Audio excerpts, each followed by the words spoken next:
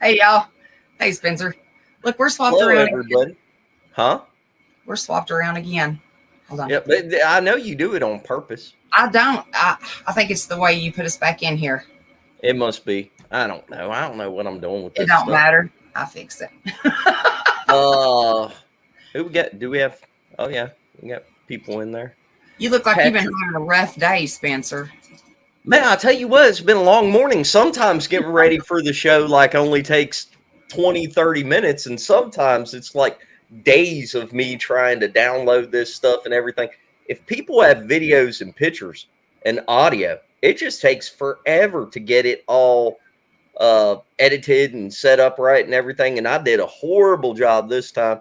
Well, Our your guest, internet. He called me this morning. He was like, "Hey, I don't know what's going on, but my internet is all screwed up. So who knows what's going to happen? I'm going to email stuff to you, see what you can do with it." if the show goes off, we'll just have Misty restart it again on her end. But right now, I'm the one that opened it. So if my internet goes down again, we might lose the show. I don't know if we'll lose the video clips and all that kind of stuff. But anyway, to everybody in the chat, I can do it. I've got throwing knives and all that. To everybody in the chat, hello. Thank you for joining us. And we got somebody that has never done a podcast or anything before. And a lot of y'all are going to recognize this man. So we might as well bring him out. Flatrock. Hey. How's it going, brother? Going good. So Flatrock has a ton. Let me start off with saying this. He really does legitimately have a ton of audio. I've reviewed a lot of it before. He's got a bunch of pictures.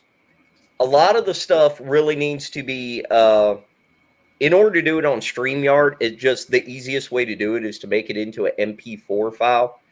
And that requires other software where you put it all together and crop it and splice it and everything like that. And he's got a ton of stuff. I have some of it ready to go, but between my internet going down and trying to change the format that a lot of it was in to get it transferred onto the Veed software to make it into an MP4 and everything, it just today was, I got what I got, and that's what we'll present here today. But he's had so much experience, probably at some point we're just going to have to do a part 2 with some more stuff, because I want everybody to be able to see some of the stuff that he has shared with me. Like, for example, whenever Joe Pass and Joe Parker were talking about the deer carcasses, the deer graveyards that they found at Flatrock's property, that's one of them. Now look at how mangled that thing is. And how many of those did you find overall? We found 6 total. We found that one 2 days after Joe and both Joes left. But that one was 2 days later. Yeah. I mean, that made 7 total. Yeah, so 7 all in one spot and like just shredded. That's crazy. But anyway, so I don't think I'm forgetting anything off the get-go. I done said hi to everybody, or at least I meant to, because I just prattle on at any point.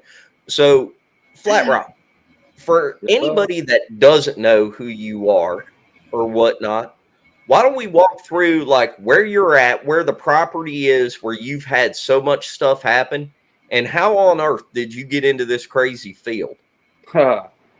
Well, I'm really not in the field, because I'm no researcher or investigator. I just like collecting. But okay, the way it started was, we moved here in a little town called Flatrock back in 2016. My mom come out here first. Me, I was back in Florida still dealing with cancer. But she started having things, come tapping on her window and then knock the crap out of her trailer. And she'd call me, and I told her, it's just probably paranormal, Mom. It's probably, or, kids down the road just causing trouble, hit the trailer and run. But that's how it all really started. And then we moved our brother down here, and when I come down here to visit, me and my son, he went walking through the woods and he got lost. Well, we had to beat the horn to bring him out. But when he come out, he said he had seen something really big back there. But we didn't pay no attention to it, because we see things in the woods. So the next thing, I go back to Panama City. I guess it's about a week after that. My brother calls me up and says, Kenny, he says, what's big in the woods? I said, well, you got bears. That's about the only big thing you got back in them woods. But he said something come bulldozing through the woods toward his trailer, stopped at the wood line, and just let out the biggest darn scream you ever heard. And I said, Bobby, you just probably still dealing with a bear out there. So, time went on. I guess around 2017, this come around, I come up here to go hunting. And I'm sitting in the tree stand. And I guess I was there for about an hour or two. It's still daylight, mid-afternoon. And I start hearing, tap, tap, tap, right side. Tap, tap, tap, left side. Done it about 3 different times. Just low enough that you can hear it, but, you couldn't figure out where it was coming from, but you just knew it was on either side of you.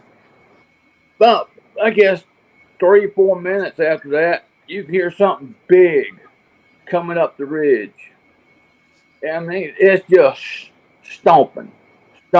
I got my gun set and ready, and it just stopped. And, I'm looking, don't see a darn thing. Nothing else for the rest of the day, happened there. Just everything just went quiet, just stopped. So I get on down, come back, and that's about, I started wondering, what's going on out here. You always get that feeling you're being watched. Everybody will tell you that, because there's 5 people out here, and everybody get that sensation. It was another night. I walked over to my mom's to get a bowl of ice cream. I step outside to go back to the RV because I ain't got my home here yet. And and it stopped me in my tracks, So that all, just little things just kept happening. But you didn't know what was going on. So again, the days went by. Starting to get dark. I call my dog in. And next thing I know, he's yelping, spinning around like a car hit him. Well, didn't know what caused it. And I'm sitting there looking at him. He comes running in the house. And I walk over there. Well, this right here ended up hitting him in the back leg. Big old rock hit him right back. He couldn't walk for a week after this rock hit him. So, still didn't know what was going on. I mean, we have no inklings of Bigfoot. None whatsoever. This thing did not exist. So, never entered our mind that this thing might be a Bigfoot out in the woods. Well, the next thing, my dog, he run away.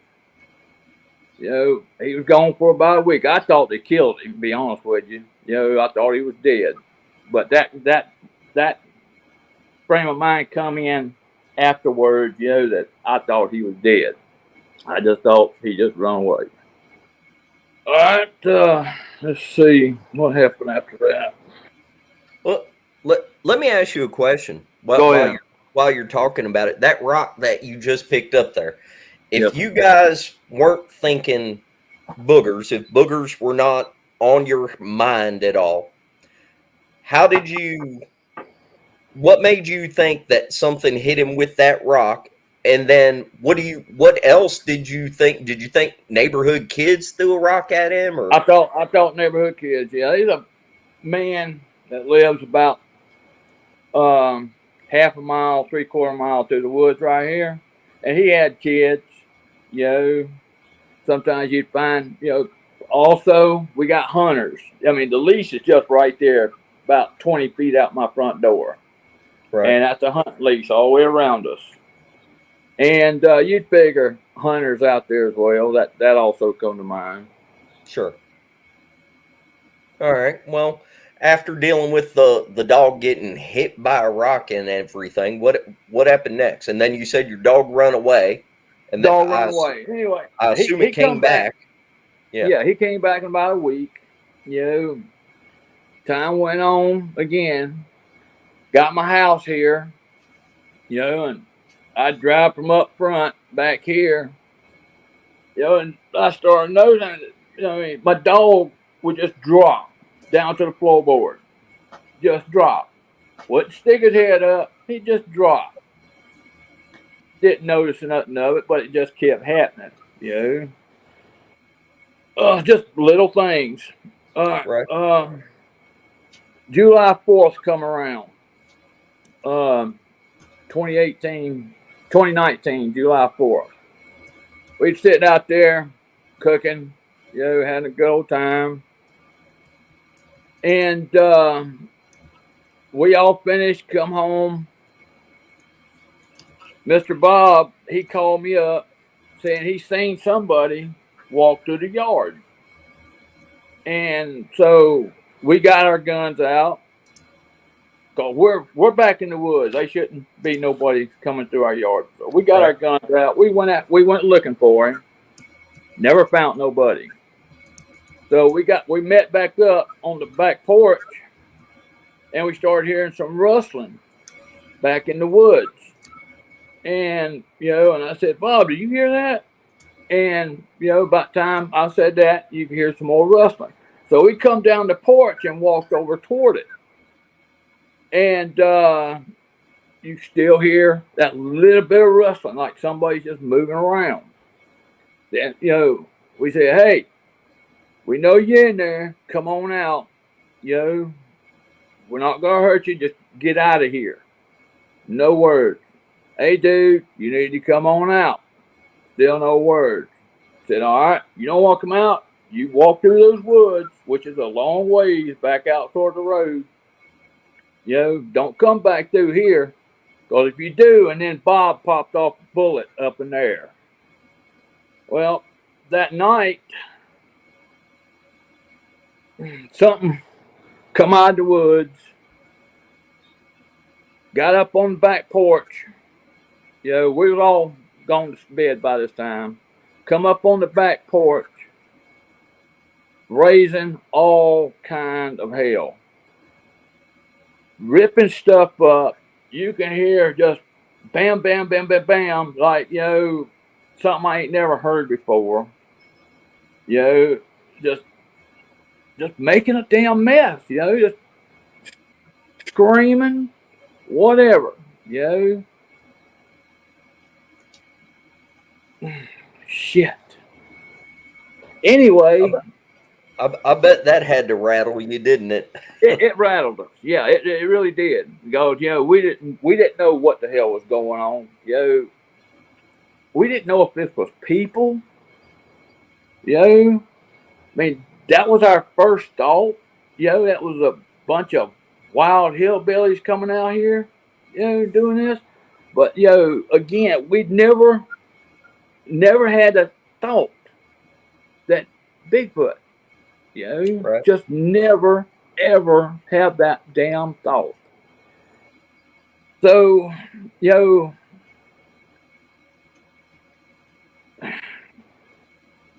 I guess a month went by, no other inklings of anything other than what happened on that back porch.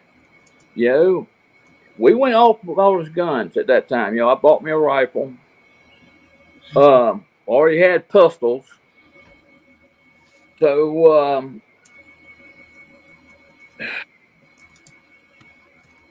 my brother, he I'm just trying to remember so I don't get nothing out of the way here. That's okay. Yeah. Take your time. My brother, he had a Sony cam, a Sony night cam.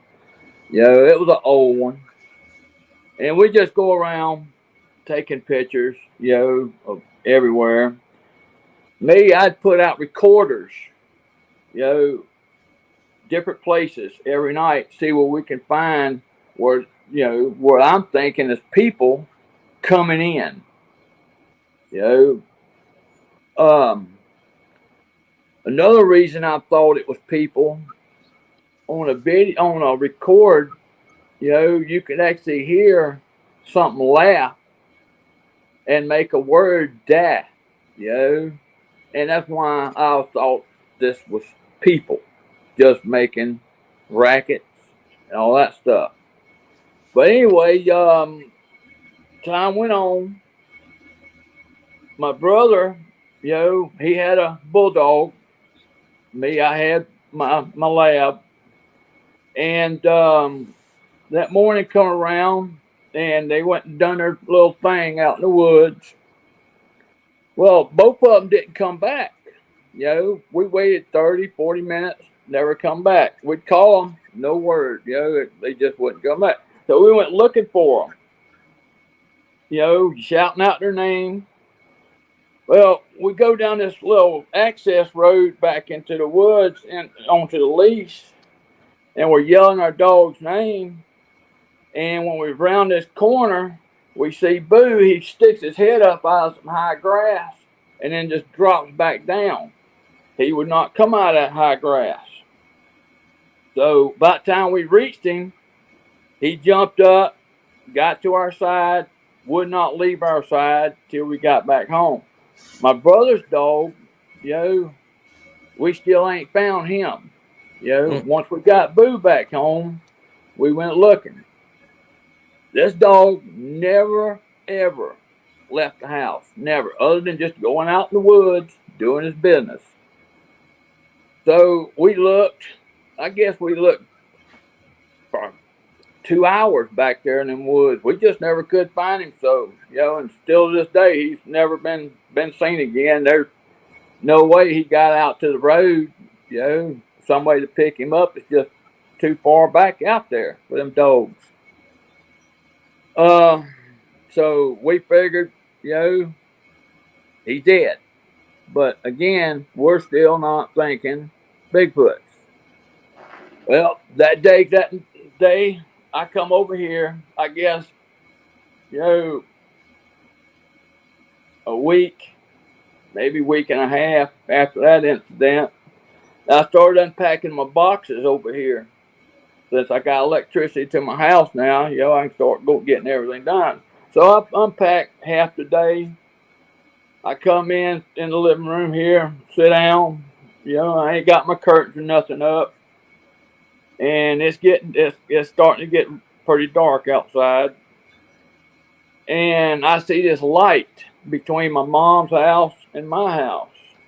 And it wasn't a big light, you know, just about like that right there. And next thing you know, it blinks. So I said, you know, I look at it, and then it blinks again. And then you see something move to the side, moving from left to right, from right to left, from right to left, looking back this way. So, you know, then I seen it take another step, coming back this way. And I knew I didn't have no video camera or nothing. I don't know what this is. All I know it's whatever it is, it's big. And I'm just seeing a light moving from right to left, coming my way. The only thing I had, you know, to film this thing was a baby monitoring camera. That's all I had. So I went to my bedroom, got out the baby monitoring camera, put it here in the window. And then I walk back into my room because I don't know what this thing is outside. I just know it's a light. And I can see, a silhouette, and it's moving. So I went back to the room, set up the monitor, got my cell phone camera, and to where it actually filmed that monitor. And eventually it got to this tree right outside my window here. And you could see two things to it. It's got two big lights. And it's moving. I'm thinking, well, maybe we got a bear right here standing on two legs,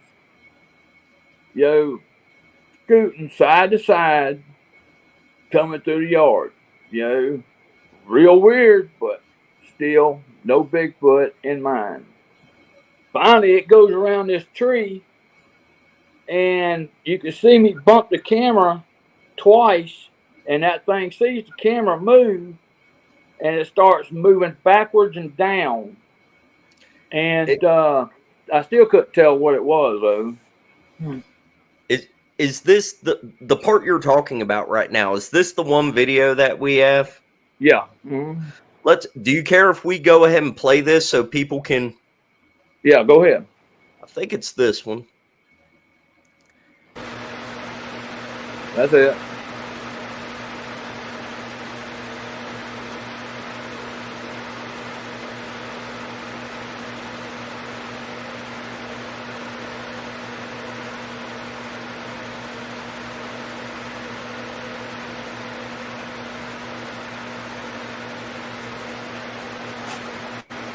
Whatever that thing is, it's big.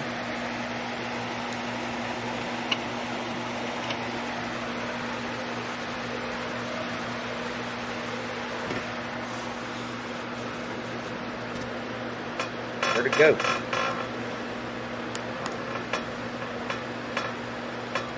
What did you It's still get? playing. It says it's still playing. I don't know. Let me try that again. There we go.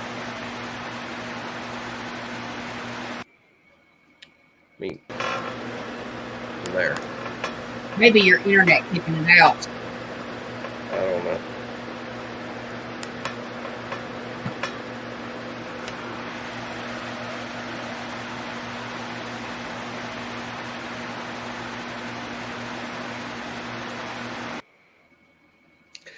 If that's not eyeshine, I mean, I don't know what to say. It's big, whatever it is. It's big, and it was up high, then it went down low, and it definitely went behind the trees and everything. So, I mean, you take from that whatever y'all want to take from that, but in conjunction with his story and everything, that looked pretty impressive to me. But that's my opinion. Yeah. Well, the next morning, I got out, went and looking, see if I could find bear tracks going off through the woods. Well, I got outside here, right out my back door, and right where you see it starting to go down, once it reaches all the way down, it left a big old footprint back there. That footprint ended up being about 17 inches long out there in that dirt. And the dirt's hard out there. Not that one. It's in the dirt. That's mud. Keep going. Right there.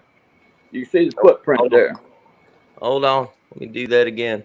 I told you I got this stuff all messed up. I'm not able to pause it on this one. Right there. Yeah, I'm not able to pause it whenever I load it that way. I'm sorry. We'll do better on the sequel to this show, Flatrock. And Greg wanted to see the video one more time. Let's play that again so that people can really get a good look at this thing.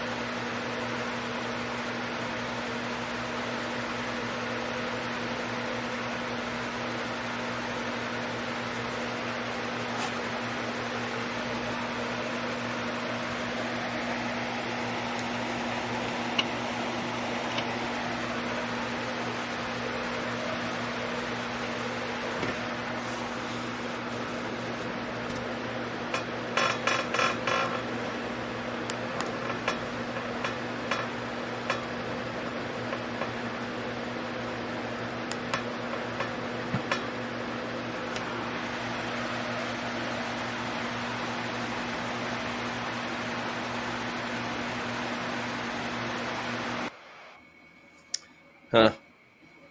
Hey, we had a comment. Somebody said, "How tall is the?" There we go. BF Bud said, Yeah. "How tall?" Misty, you stop it. Where'd it go? Time to put it back up. How tall is the fork of that tree to the left of it? All right. Just to explain, my brother is 5'9". I sent you a picture, but you said you couldn't load it. It wouldn't, But wouldn't load. my brother is 5'9". He put his hand all the way up in there, and his hand barely touches that fork. Yeah, I seen the picture. So a little over 7 feet. Yes, sir. And it just continuously, slow and smooth, went down and kind of came back and then went down again. Yep.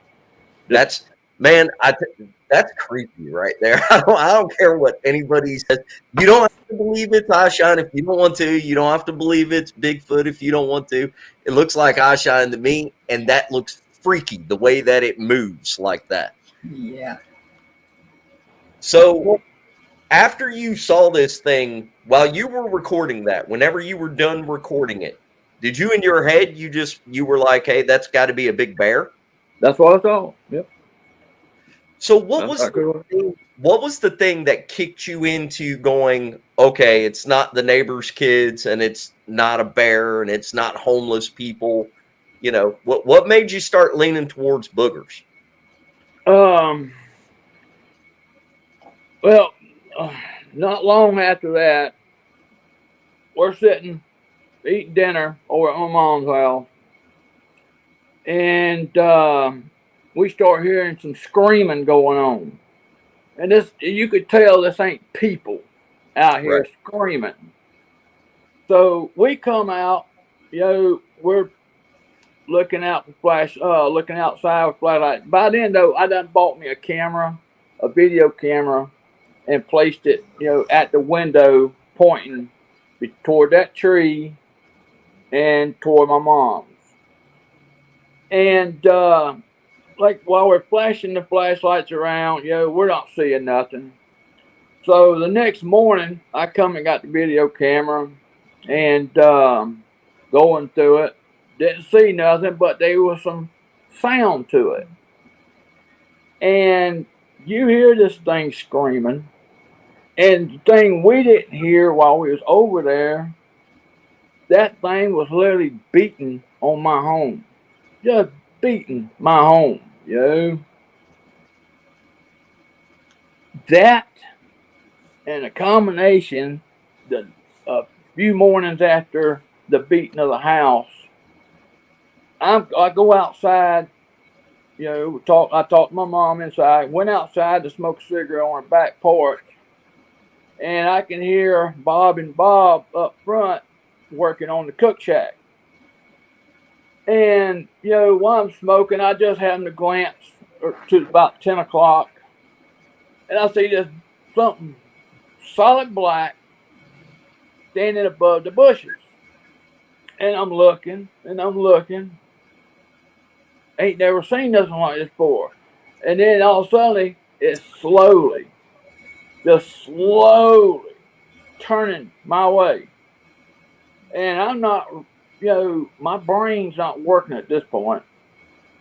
And finally, we make eye contact. That thing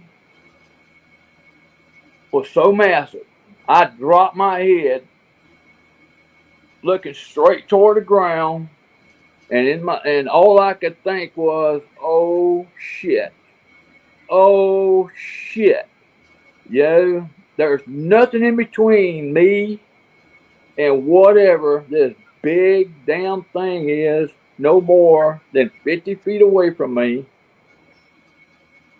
That thing could get to me before I can get to that door because I'm somewhat crippled. I finally got up enough guts to stand up. That thing's still standing there looking dead at me.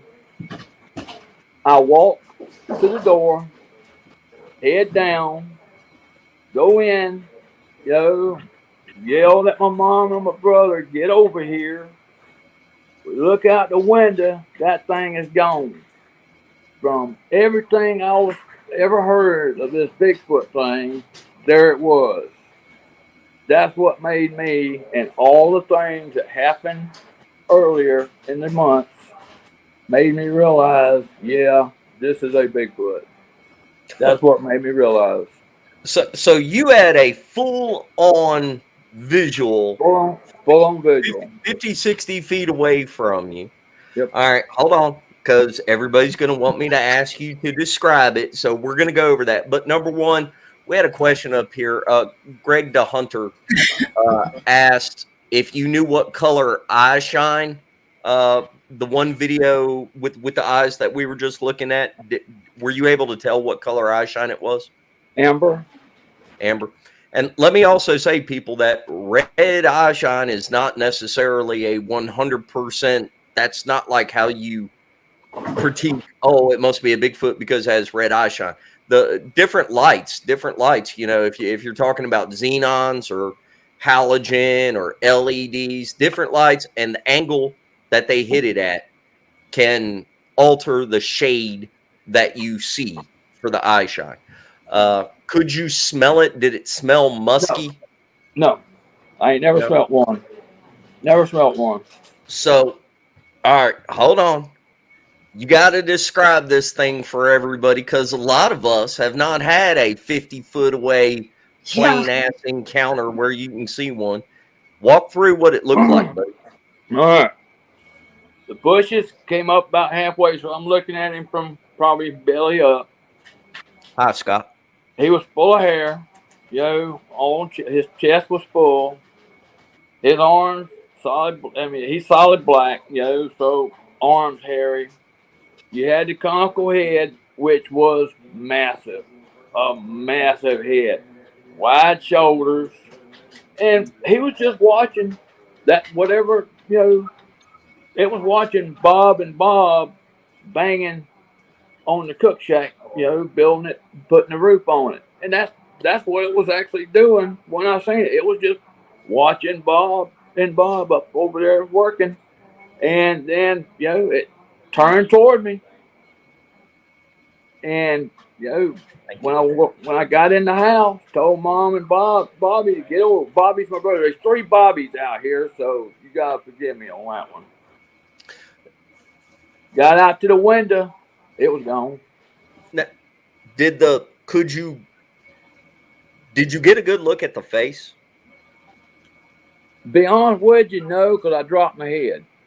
Okay. Once we locked eyes, I dropped my head. That thing was. I knew what it was when I locked eyes with it. I knew what it was. Well, did you see any whites of the eyes? No, it was solid black eyes. Were the arms longer than, Yeah, the arms actually went down into the bushes itself. Yeah. So it was below, hanging below the bushes. I don't suppose did you get a good look at its forearms? Because I'm wondering about the difference in size between the forearm and the bicep part of the arm.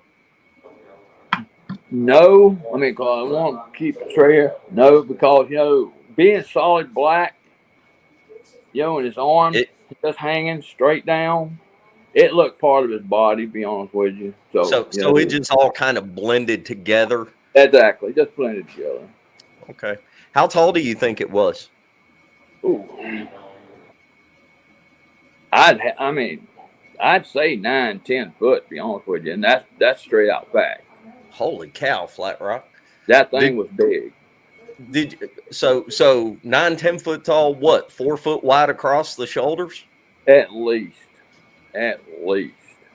And whenever it turned and looked at you, did it vocalize at all? No. Did it open its mouth? It just stared. Did it open its mouth? No.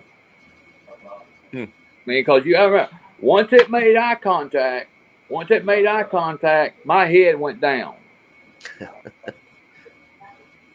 Well, okay. So after you went inside and you get to looking out the window and it's gone, I imagine you weren't in a big hurry to run right out there where you had just seen it at. No. Did you go back outside and go over to that area? Yes. Yep. Sure did. What'd you find? Did you find anything? Did you find big old tracks? Nope. We found his tracks later, because I seen him again. This time he was straight across into that nesting area that I got. And I got a good silhouette picture of him. I don't know if I sent that one to you. I don't think so. I'll send you the picture. You'll see he's every bit 10 foot. Every bit 10 foot. Man. So you went inside, you told, what'd you say, your mom and your brother? Yeah, my mom and my brother, yeah. Mm-hmm. Did they catch a glimpse of anything? Did they? No. They actually, my mom has seen another one at another time, but the one she seen her and my brother was going to the store. They went across the bridge right here where the creek is, and there was one that was bent down. I'm trying to remember the story. Was squatted down right there beside the inside the hunting leash, right there at the road.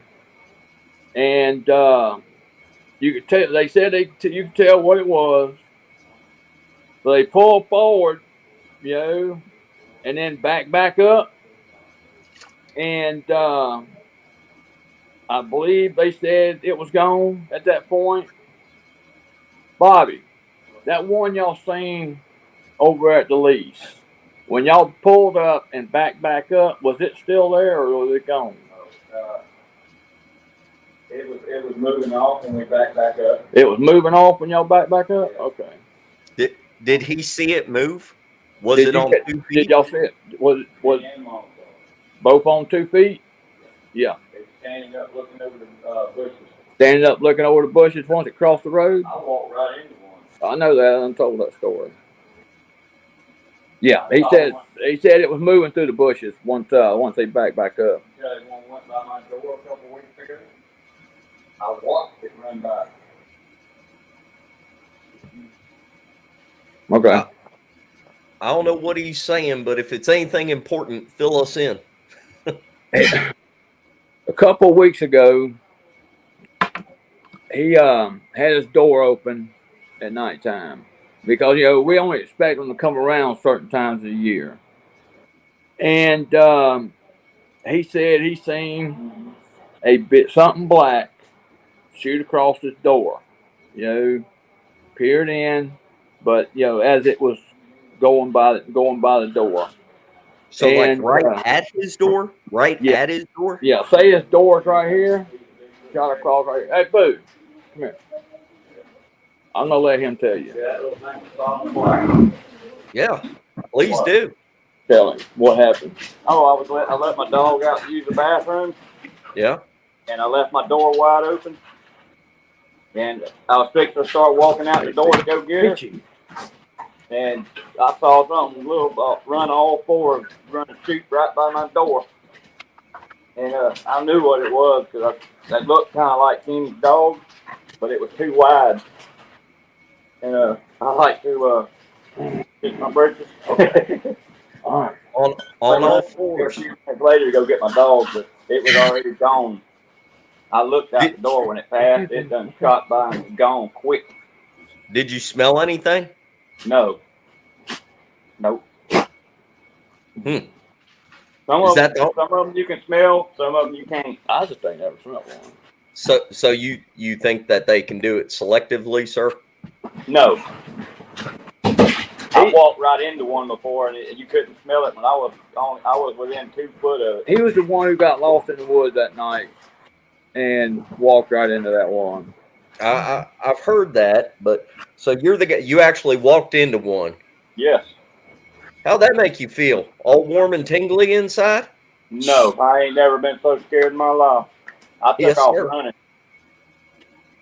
You leave the door open anymore? Greg wants to know. Do you leave your door open anymore? No. Don't blame you. Let me ask y'all this. You just said that you only expect them to come around certain times of the year. Has that been your experience? Where you kind of, what times of the year are you getting activity? Spring and fall, mostly fall. Fall is when they come really close to the house. They've been knocking on the windows. Yeah. If you're that's another one that's just been recently happening, which I found out why. I mean, because we ain't had banging on our house since 2019. Well, it started up again. Mom. Thank you. Mom, she's been having something tap on her window. Well, I guess it's been 2 weeks now. I had something come just knock the living crap out of my house. My brother heard it from his house. Even Bob heard it from up front. And we're on 25 acres, and he's up front of the property. I'm back here in the back of the property. And that's how loud the hit was on my house. Holy cow. And where was I at? They hit my house. Come to find out, my mom, she started putting out table scraps for the cats. And she had stopped. And we believe that's the reason, they did what they did, a couple of weeks ago. Good possibility anyway. Yeah, tell her do not leave food out. Say again? Now, do you guys, I assume, since you already know the whole thing about leaving food out and stuff like that, does anybody up there leave like dog food in bowls outside at night or anything like that? Not no more. Not no more. That's what we used to do. Before we knew about them, we never knew they was coming up on the porch until after we realized, what they were. Then I'd catch some video. I wouldn't catch them coming up on the porch at my mom's house, but I'd catch them coming up on the other porch. I put my camera back in the woods and filmed toward the porch. And we actually caught a clan of them coming up on the porch, getting a handful of dog food and go and walk back into the woods. And that, is that the other video that we have? Yes, sir. That's the other video. So before we play this, because this one is hard to really make out. People need to understand what they're looking for here, what this is. So one more time, will you tell us exactly what we're seeing in this video? Yep. So what are we seeing in this video? Oh, okay. All right. First, you're gonna see eye shine at the window. This is a 4x6 window. You'll see, like I said, you'll see the eye shine. Then you're going to see them moving, big one, move in front of that window. It's going to block the whole window. Yeah. And while the smaller ones are snatching the food, they'll move on, and you'll see the big one step away from the window, come back, bend down, pick him up a big old handful, and leave. But this camera is set up in the woods, looking towards the window. How far away is this camera? Oh goodness, at least 50 yards. And this is your house that it's doing it to? Right, right. All right, let's watch this here. So that bright light in the center is the window, right? Right.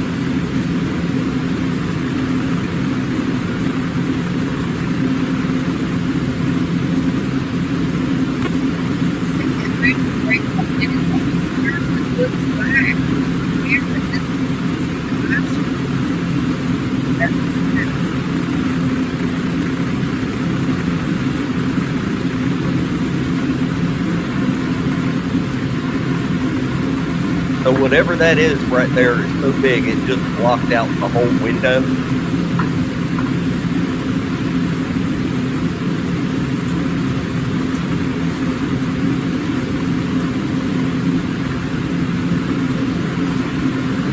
You figure to see him come back, bend over, and get his hand full, and then walk off.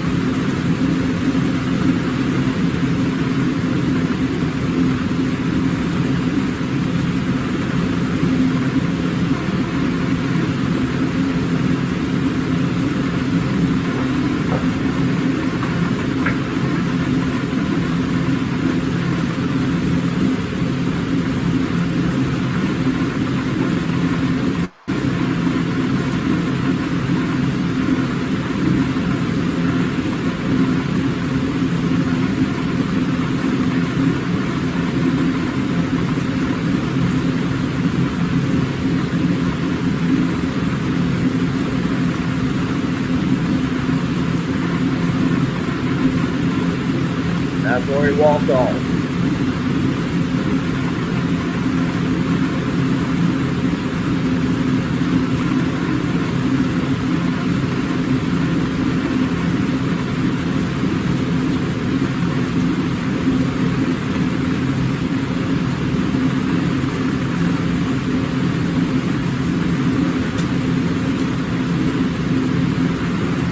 That was it. So, from 50 yards away, first of all, you said this was up on your porch? Up on the porch, yes. So the window is three I foot off the ground? I can't say he was on the porch, but that's Right. the porch area, So and the I'm sure he's on the ground. But the window is up on the porch? Yeah, right there at the porch, yeah. Mm-hmm. So whatever it was, how big was the window? How far off the porch and how big is the window? The top of the window, it'd be about 9 foot. From the ground? From the ground to the top of the window is about 9 foot. So whatever it was big enough to block out all the light from that. I mean, that's how it looked to me. Did you see that, Misty? Did it look like something? What? It looked like it was turning and looking back and like trying to look in, like it was moving, trying to get a peek in the window. Mm-hmm. But I wonder too, though, if maybe it wasn't just right up on the porch. What if it was back just a little bit this way towards the camera more? It, you know what I mean? It'll block out a lot of the picture from it being further away. But I mean, it's still good size, whatever it is. Well, there's a couple things, with the camera being in the woods that far away, it's highly possible that some branches were getting in between the camera and the window. So some of what you saw is movement, possibly. Could be branches or something, like especially if the wind was going or whatnot. And also, you don't know. I mean, if something was closer to the camera and not up to the house, because we can't really tell 100%. But then it wouldn't have to be huge. It would just have to be big enough to block the view of the camera to make it look like it's blocking the whole window. But you said that you have had these things coming up and getting the dog food and everything before. So I'm willing to say that if this thing was there at the house, whether it was standing on the ground or on the porch, if the top of the window is 9 foot off the ground, from the ground, then maybe it's 6 foot off the floor of the porch. But either way, it was big enough to block out all the light from the window. Yeah. Now, whatever that is, that's wide. That's big. I mean, whatever it was, it literally, you could see the eye shine when it would turn around and look. It's like it was looking. Mosquito in here. Sorry. Anyway, there was a mosquito. It keeps getting me. I've got a fly in here. It's anyway, trying to come in. Flatrock, how many times were they coming up there? I mean, how did you come to realize that they were stealing the dog food or whatever? It was going too fast. I mean, we'd buy 50-pound bags of dog food, and it was gone within 3 or 4 days. Just gone. Yeah, and we know We got a lot of dogs. We do. We got a lot of dogs.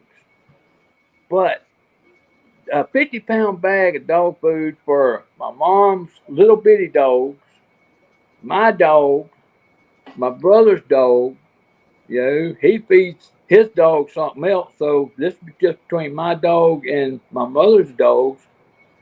It usually lasts us a week and a half, 2 weeks. This dog food's going away in 4 to 5 days. That's how we knew, something might have been getting in the dog food.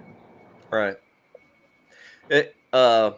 Somebody asked if they had attempted to harm your dogs. I'll say that you've already kind of covered that in the beginning, but have they done anything else besides what you described with the one going missing and getting a rock thrown at the other one? Have they done anything else to that livestock? No. Do you have any other animals there? Just dogs? We got chickens. They ain't messed with the chickens. Bob has got dogs. He keeps his dogs in a pen. Everything we've had in a pen, nothing's ever happened to them. Maybe a snake get to them, but that's about it. But everything in a pen, they ain't touched. They're only messing with stuff that's running loose. Nothing else. Mike, he is located in Flatrock, Alabama. And also, just so everybody knows, Mike here, Red Creek Mafia, Mike has his own YouTube channel. We're going to have him on Woodwalkers on the 25th, I think we said, Mike. But everybody should go check out his channel. I'll try to remember and put a link up. Mike, isn't your channel just called Red Creek Mafia on YouTube as well? He has some good videos, some really good stuff. His encounter is amazing as well. Very happy to have him being a part and interacting with the channel as well. Here they have stolen 350 pounds of corn out of a deer feeder in 2 days. And he's in Alabama.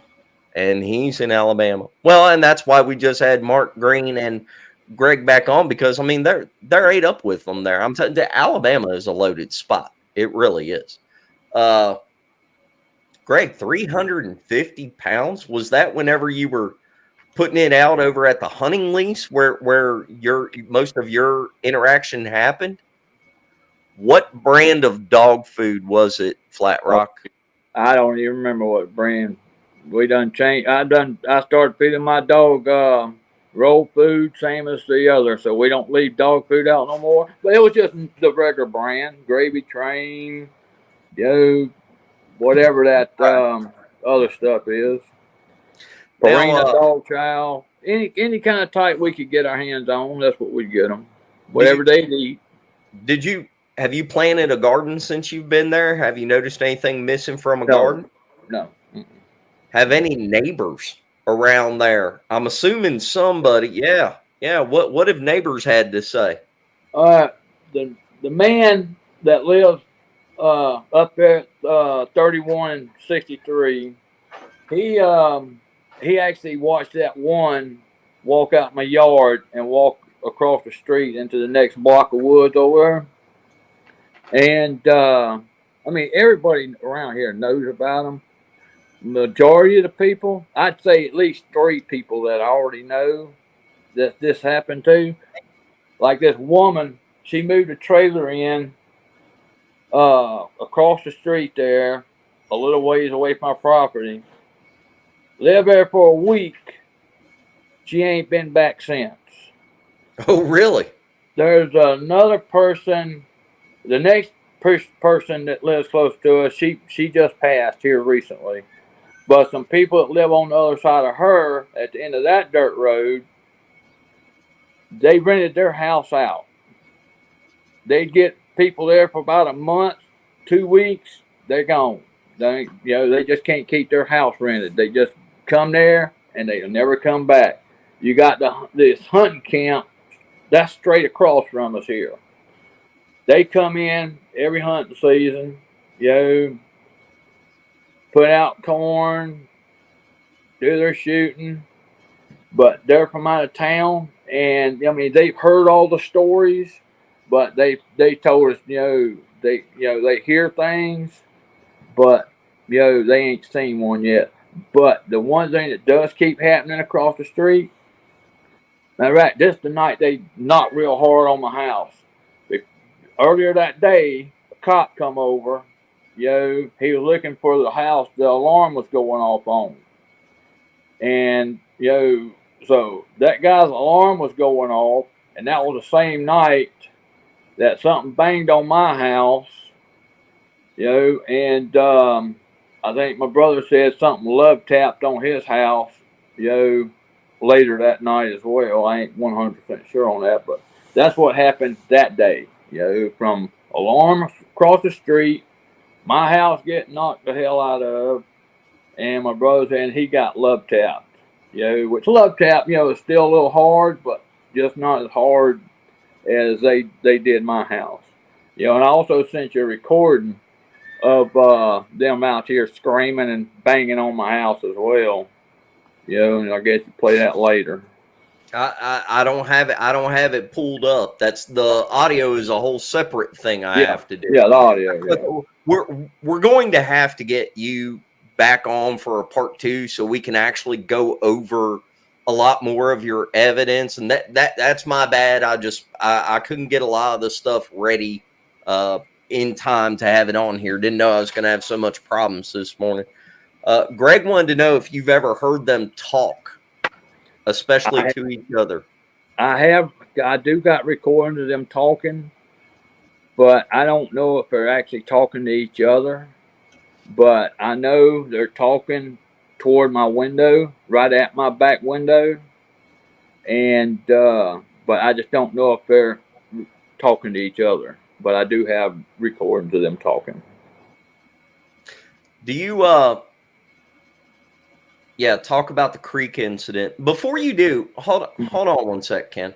Let me ask you a couple questions. Number one, how big is the hunting lease that's right there beside you? How many acres do you know? Well, it goes 2 miles that way. Oh, okay. And I couldn't tell you how far it goes the other way. So it's a big one. And what about waterway near you? What about creeks and streams and rivers? How far away? Right outside the door, basically. I got underground stream that breaks up this way, out my front door, out my back door. There's an underground stream that pops up out of the ground right out there. That's where the mud is, right out there. I got a creek right down that ravine, so that's about 100 yards out my back door. And the river is about a quarter mile through the woods. Okay. Wow. And it's a river, quarter of a mile through the woods? It's called the Sapulga River. Okay. Why do you think that they're messing around with your little spot right there? What'd you say it was? About 25 acres? Yes, 25. We're actually the first people to move onto this property.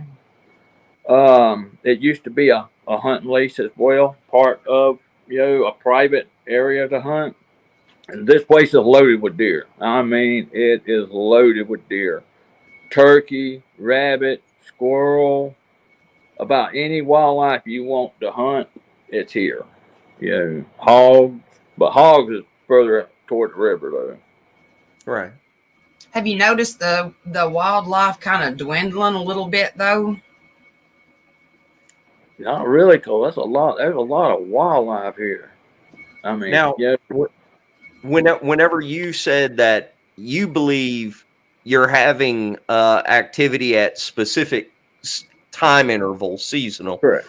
In spring and fall, do you see a drop off in like the amount of like deer and whatnot that might be roaming through there when the boogers are there? Not where I got my cameras. Now, where was I going to go with this? Where I got my cameras, I ain't seen no drop off. Come September, August and September, when the hunters start putting their corn out, Yeah. That's when we start seeing more activity. Is when the hunters start putting their corn out and baiting up their stands, and the deer move in. That's when I start getting a lot of howls recorded. We start seeing them hear more activity, see more activity, and it goes all the way into September, October, November, December. In January, then it starts dying off, and then starts working its way back up March, April, May. But Right. Me personally, I'm not seeing much of a drop off. I mean, they could be, but I'm not seeing it. But so so you're saying that you do see a correlation though with the hunters coming in and heavily putting out corn, which obviously is going to bring the deer in. So when the corn and the deer are there, you think that maybe that's what's creating an uptick in the activity with the boogers? Yeah, I do. Here, yeah, for me. Okay. All right. You ain't never seen Dogman, have you? Don't tell me if you have. I don't want to know about anything like that. All right, but on the audio that you have, and like I said before, I wish we had some ready. We'll get it ready the next time that you're on. You can go over a lot of that stuff. Let me ask you this: you have different stuff, everything from like kind of popping noises and wood knocks and screams and different types of screams. Do you have any idea? I'm not quite sure how to ask this, but since you seem to have so much activity right there, it seems like a good idea to ask you. Do you have any idea at all about young ones? About times where there might be a mating season, times whenever the babies are actually born? Do you have any thoughts of that at all? Have you seen anything that made you lean one way or the other? I wouldn't say I'm leaning one way or another. I mean, I have seen the babies. I have photographs and actual video of some baby Bigfoots. But I recorded something out there that actually sounds like something having birth. I mean, it was something in pain. Oh, that's all I'd say that much. It was something in pain. And I can't quite remember which month I recorded that in. I believe it was last spring. But if that's what you're referring to. Yeah, well, yeah. I'm just asking your thoughts about it. So when you heard it, it made you think of something being in pain, like possibly labor pain. That's what you're correct. Okay. Correct. All right. And being in spring, I mean, that makes sense. A lot of mammals do have their babies in spring, in order for them to get big enough before winter rolls around. But anyway. You think they travel, or you think they just stay in one spot? I think they're like in a circular pattern. I believe they just move around circular pattern. That's what I believe. Yeah. Are you finding a lot of not necessarily just any stick manipulation, but are you finding other stuff besides just X's? Are you ever find any teepees right there? No. You've seen a lot of... I have seen the wood manipulation, but I just don't. I mean, I've seen the big 3-inch bend that goes straight down to the ground. I've seen big samplings start from here and go all the way around until it busted. I see a lot of the small samplings, that go all the way into the ground. And me and another guy, we followed those samplings out that only bent down into the ground. None that just bent, but wasn't in the ground, but something that the end went straight down the ground. And everyone we witnessed, there was always a large game trail where these sampling bins that went all the way down into the ground. There was a large game trail there, and our only guess or opinion was, maybe that's what they look for, to run down these paths at a fast pace where you ain't running into trees or anything, going through the woods, hunting down these deer, but just a large game trail, Every one of them that we've seen that way back here in these woods was right there at a large game trail. You find a lot of them about 15, 20 yards beside the game trail? Yeah. Hey, let me ask you. Well, first of all, you have a question right there. Are there caves in your area? No, not that I've seen. They could be further back in toward the middle of the lease where the river is, but not around us, no. Let me ask you this. Dealing with the fact that you have a hunt club bordering your land, you said you were out there hunting before, so I assume you and some of your friends must do a little bit of hunting over there. Has anybody lost any animals that they've downed that you know of?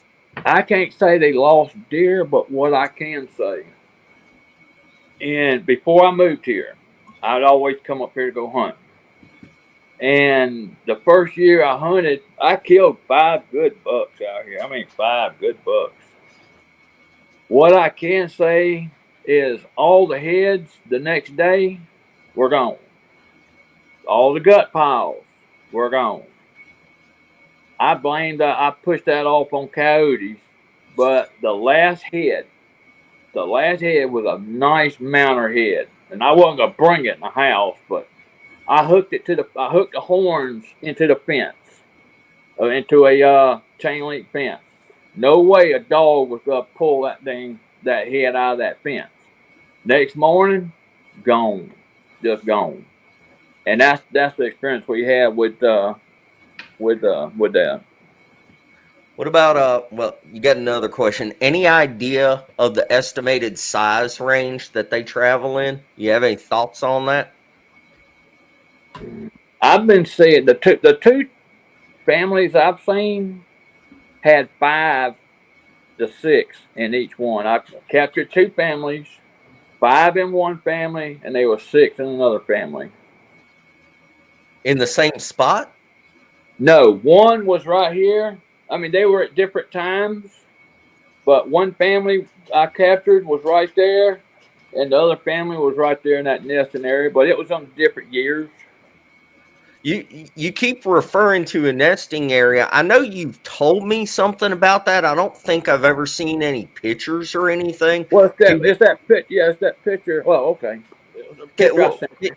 Can you describe it? What's it look like? Well, it's just right here, right on the outside of my back door, and it's this one little cluster of patch of woods right here. Even during the daytime, when you look in there, it's solid black. There's the canopy up top. You will not let the sun in there, and that's where they go and hide. But at the front of this nesting area, you will see like a limb pulled, sampling pulled over, that's tied in to another tree through vines. And there's vines that also come up in there, and that's where they hide in back there. I don't know if they sleep in there, but it's where they come up, where they watch us in that nesting area. Now, is that the area with the where you think there are faces in this picture? Is that it? Yeah. Well, let's put this up here. Now you're gonna have to tell people. Yeah, I will. Yeah. Hold on. Is that it? Yeah. Zooming in a little bit. Well, I don't, Misty. How did you make that full screen last time? Hang on just a second. Up in the very top, you see those 3 dots? Just go down. Yeah. All right, yeah, there it is. All right, right there at the StreamYard, where it says StreamYard, if you'll look to the left, you'll see that big head sticking out right there. That's one of them. He's saying right beside the S in the where it says StreamYard underneath the duck's head, right beside it to the left of it.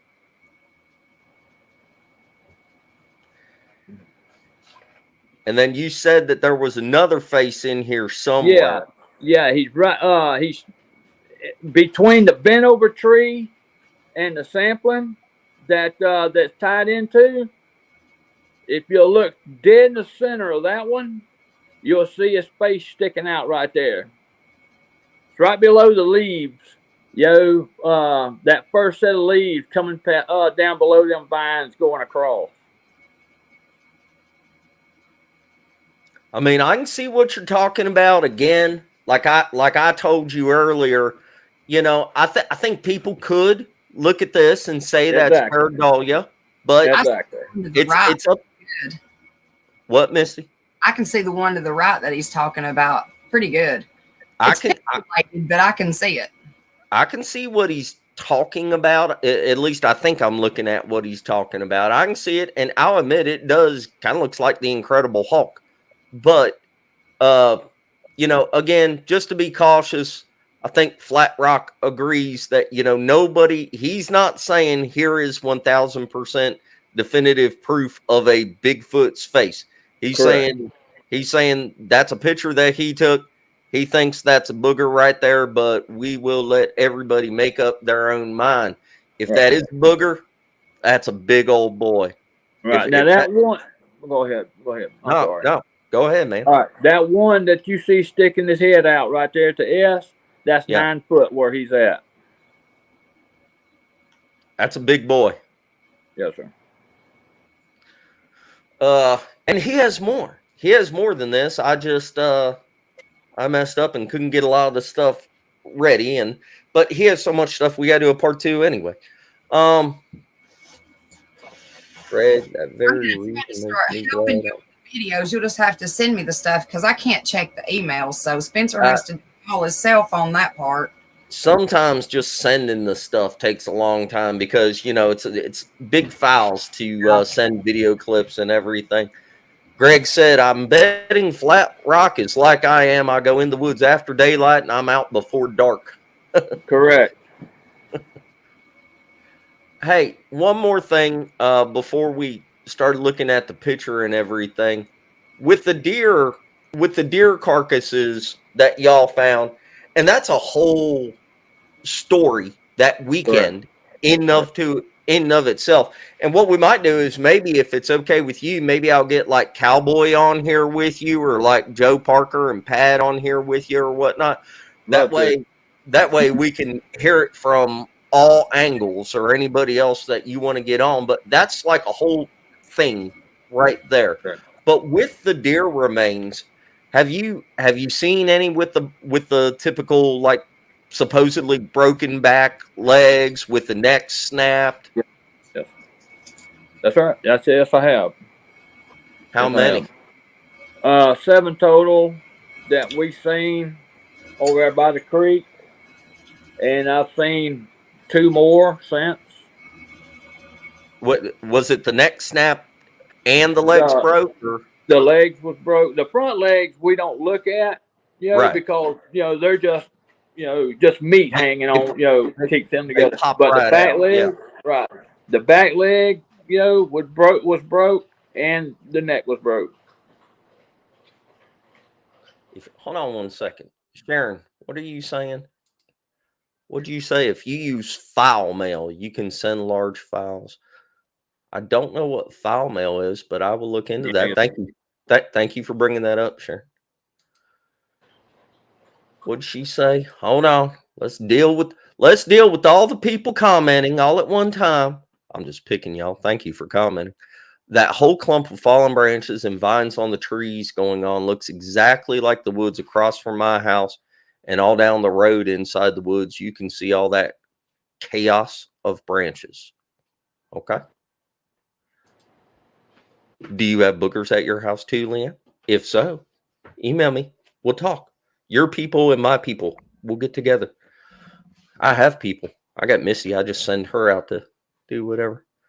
Look, she ain't even on here to.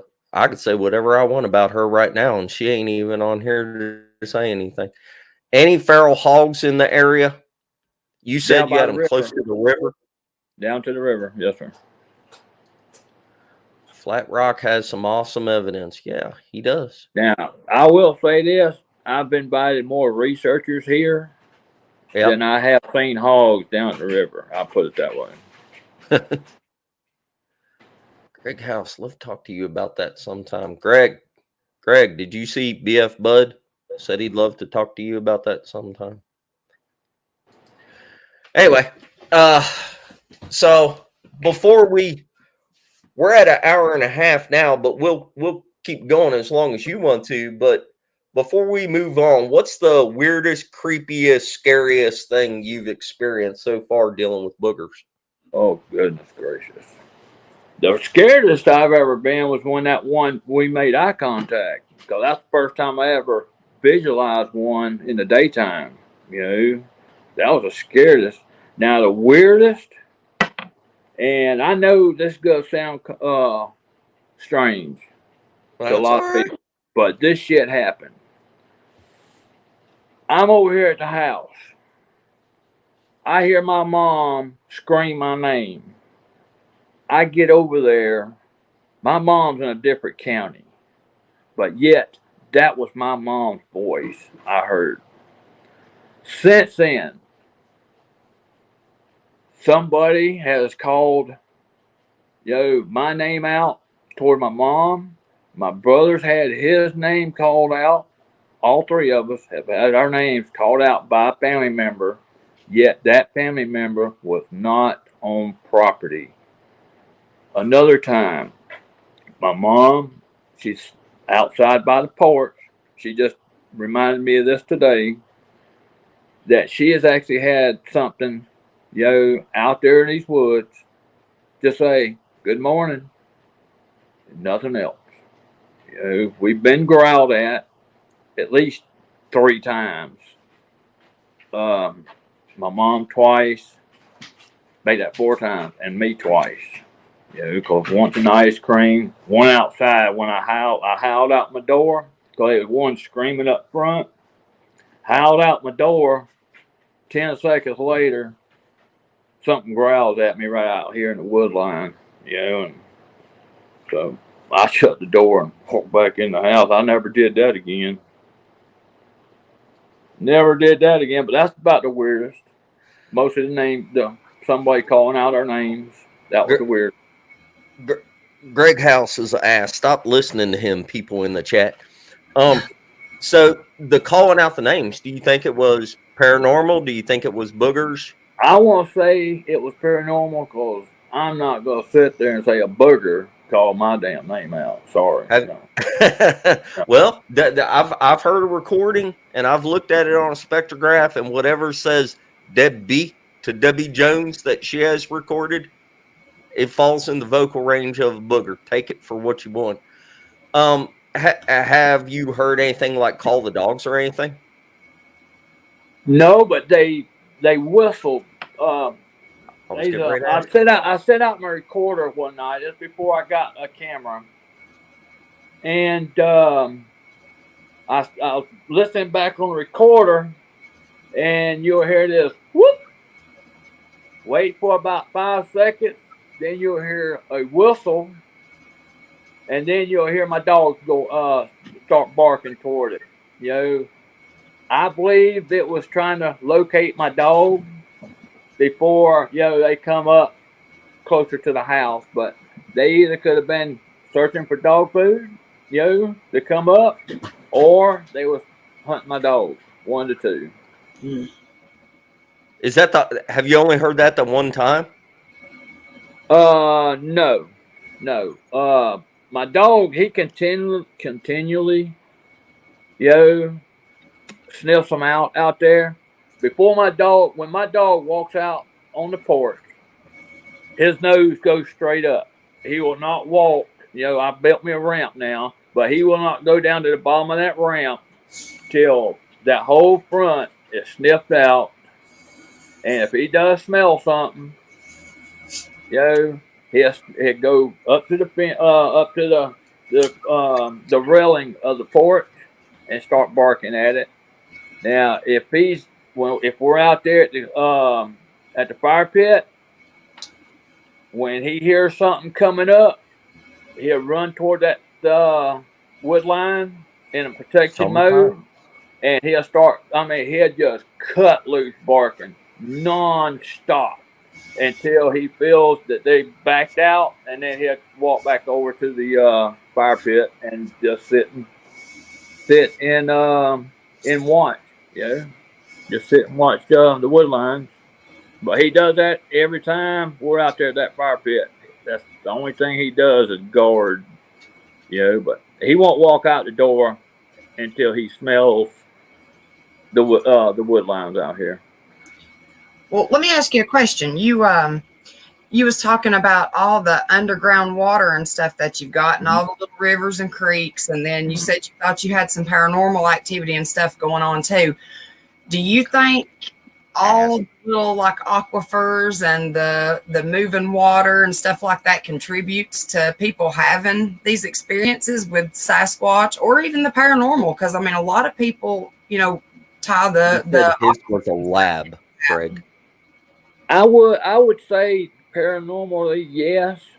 I wouldn't know about the Bigfoot part yet because I'm still learning. I consider as in the Bigfoot area, okay? I still consider myself in the elementary school stage, but you know, I continually try to learn to where I can actually move up into the middle school age, you know, learning, and then move up from there. But I'm still down here in the elementary school with the Bigfoot. But the paranormal wise, we all are, brother. We all are. Yeah, but paranormal wise, you know, I'm a little more than that because I did that in 2010 after my dad died. You know, I got into the paranormal and kind of messed up a little bit. But yeah, I believe that water has a lot to do with paranormal stuff. I do. I do too. I'm really into paranormal stuff myself. Have you ever seen orbs, Ken? No. Okay. But I say it like this. All right, I can't tell you it's an orb. I don't. But I do got a video of lights blinking. Okay. But right out here, right out my back door, when I have my video camera in the laundry room pointing out toward the woods, there is a light there. Okay, it's a pretty big light. You know, I zoom in and onto it, and it don't blink, but it don't move neither. So I can't tell what it is. But it's like for 40 minutes or longer. It's just there.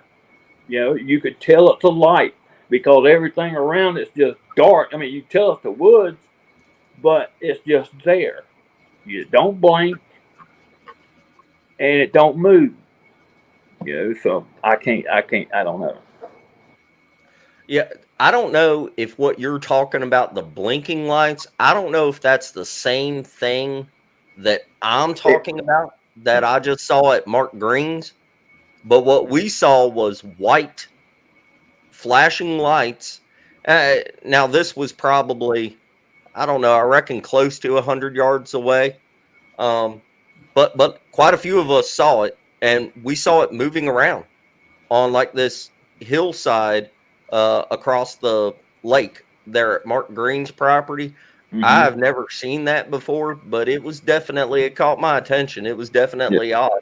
I don't know if it was eyeshine, then there were 15 of them over there looking at us. I don't think it was eyeshine, but it was blinking lights of some kind. Have you had any kind of supernatural behavior seen or felt whenever you had an encounter with them? Well, the only thing I consider supernatural about them is their supernatural speed, their supernatural size, right? And that's basically So you haven't experienced anything like mind speak, or have you experienced getting zapped? No. With infrasound?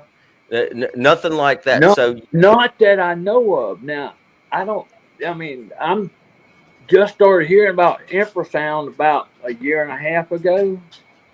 Now, because something happened back in 2019 when we first started going through this, or 2020, that, when I could have been experiencing a headache or felt sick to my stomach,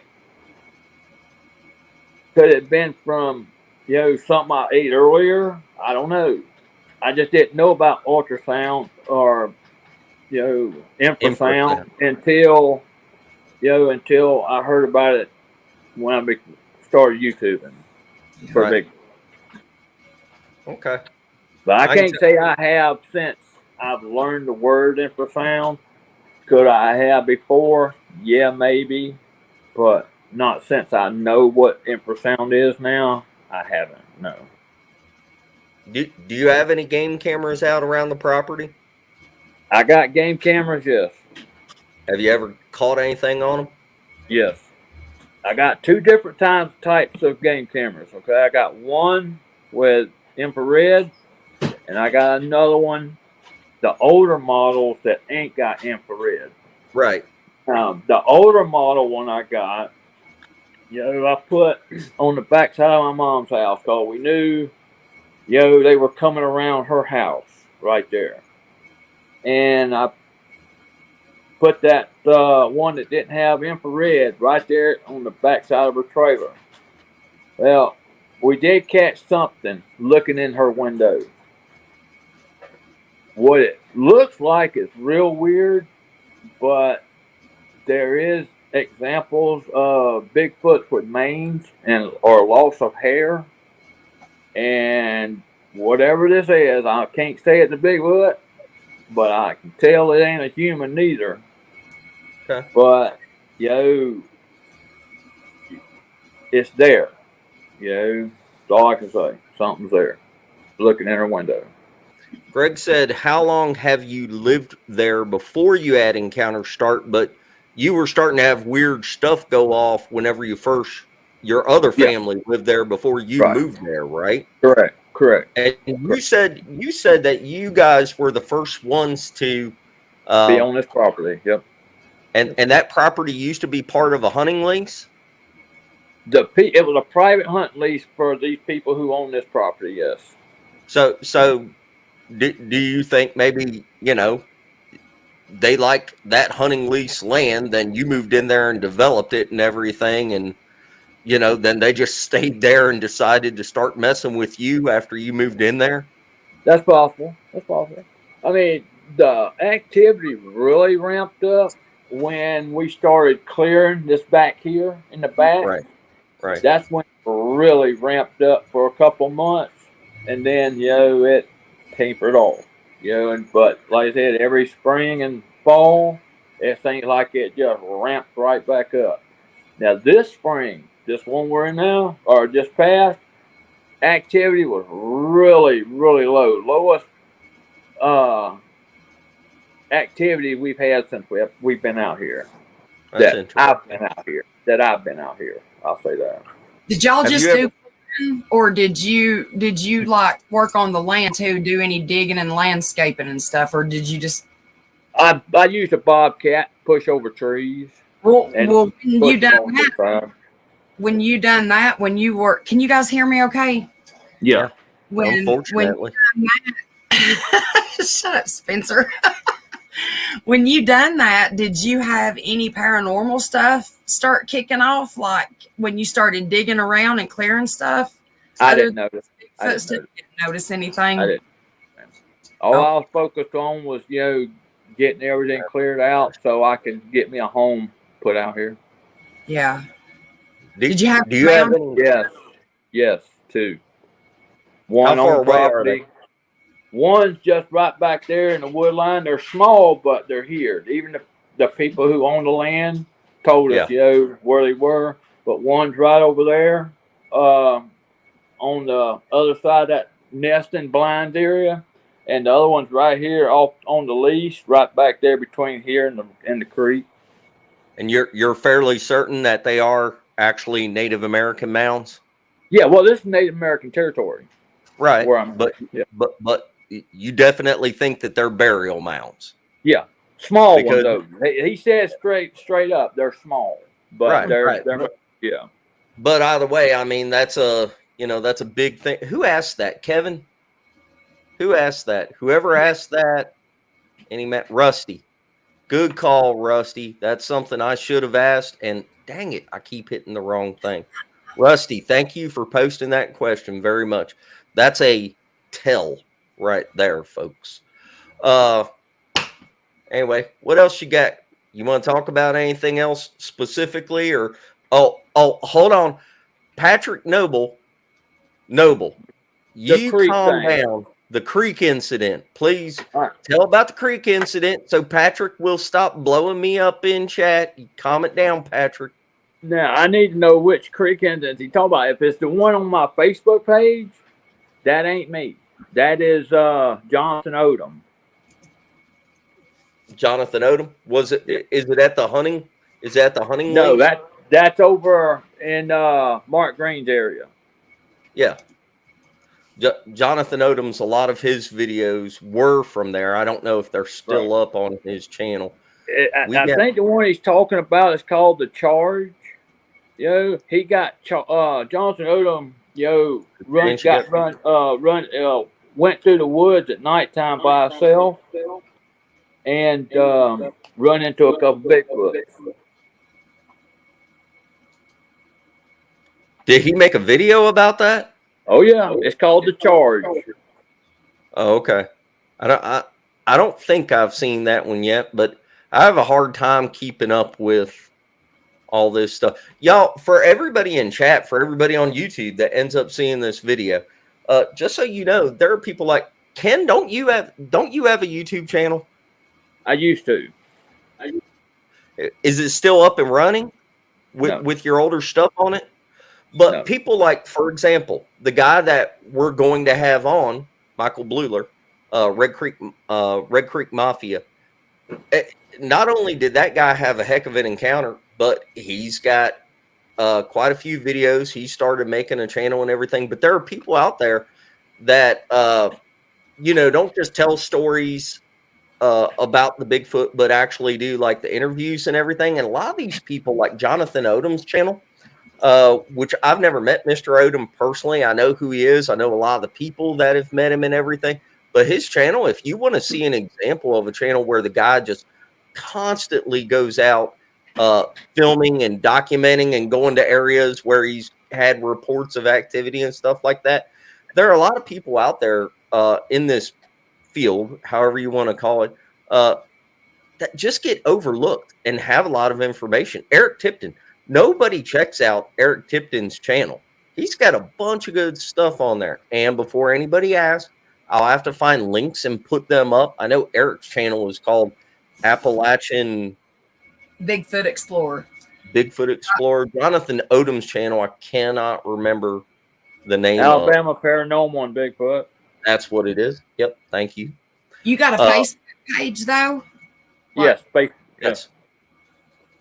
What's it under? Just Flatrock or Flatrock Wood Boogers?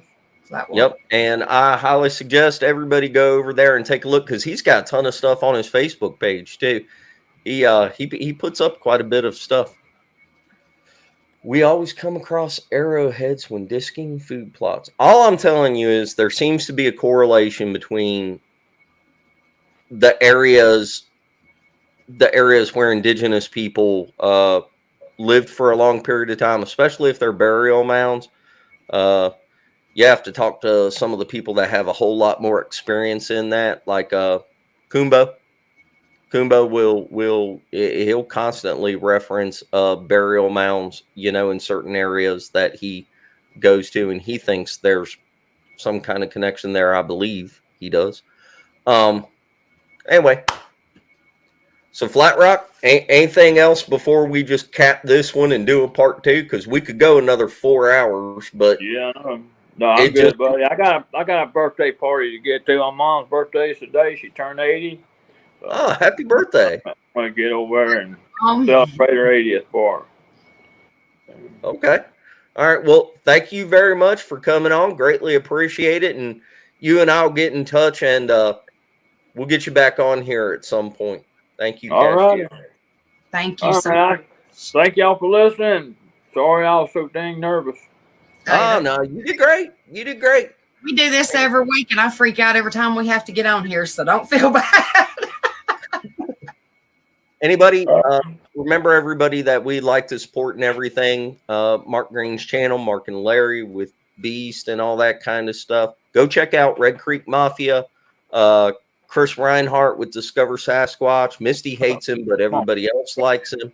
Oh, why do you keep telling him that? What? I can't believe that. Quit messing with the picture. He makes videos that are funny, and they're about you. And I'm gonna do a show where I'm just gonna show everybody your hateful ass text to me. That's what I'm gonna make a whole slide of all the ridiculous stuff you send to me. Don't forget, I've got the other end of those texts. So thank you, Cashew. Thank you, Cashew. All right, y'all. Thank you, guys, everybody in chat. Yeah. And if anybody has anything Bigfoot related that they want to talk about, or barbecue, or bushcraft, camping, any of that kind of stuff, give us an email, and we will talk to everybody later. See you. Oh, and there probably will not be a show next week since it'll be Father's Day, and I am a father. So anyway, we'll see though. Not 100%. All right. Thank you, Ken. Talk to you later. All right. Bye, guys.